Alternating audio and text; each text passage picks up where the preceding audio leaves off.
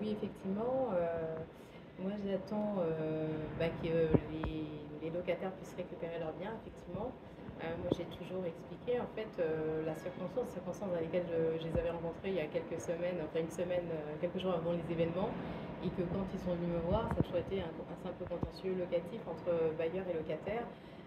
Ils sont venus avec un procès-verbal de constat, se plaignant comme des locataires classiques, si vous voulez, de l'état de l'endroit où ils habitaient. Et ils demandaient quoi faire. En fait, on confiait ne pas avoir payé, c'est vrai, à partir du mois de juin, d'avoir commencé à moins payer les loyers, etc. Donc je leur dis, c'est pas bien, faut pas, voilà, vous ne pouvez pas vous faire justice vous-même. À ce moment-là, ils ont dit qu'ils avaient séquestré, donc je leur ai demandé de voir le compte. Effectivement, ils avaient mis les sommes. Et en fait, leur interrogation, c'était juste de savoir quoi entamer comme procédure, si vous voulez, pour faire valoir, justement, valider ce fait-là, qu'ils restreignent moins leur loyer. C'était une façon d'interpeller leur bailleur, en fait, comme dans tout contentieux locatif qu'on peut avoir.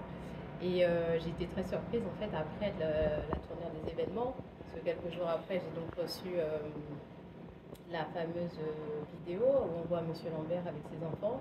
Donc qui n'aurait pas été attristé par ça. Le seul souci c'est que je fais la liaison avec le propriétaire dont qu'ils m'ont évoqué pendant ma consultation.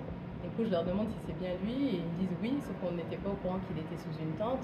Et en fait, après, c'était l'enchaînement médiatique. Ils ont été traités de squatteurs alors qu'ils ont des baux signés en bonne et due forme.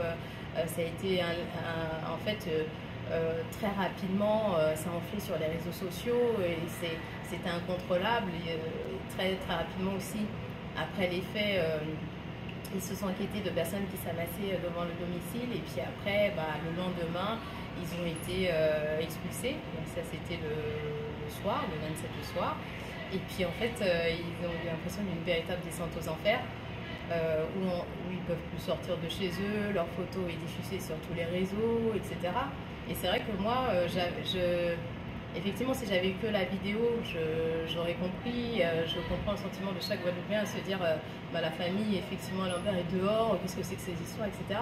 Mais quand vous avez l'autre côté, en fait, de la situation que vous avez vue quelques jours avant, une semaine avant que les faits arrivent, vous ne comprenez pas le décalage qu'il y a. Surtout qu'il y a eu beaucoup de conflits au niveau racial, etc. On a dit voilà que c'était, enfin, M. Melon a été traité même de béquet, etc. Alors que ça n'a rien à voir avec son positionnement. Et là, en fait, la procédure, c'était juste pour qu'ils récupèrent leurs effets personnels, parce qu'ils ont été exfiltrés, en fait, le soir des faits. Ils ont rien pu emporter, ils avaient qu'un sac à dos. Faut savoir aussi qu'ils sont un enfant de 17 ans qui passe le bac, et tous ses effets, tous ses cahiers sont restés.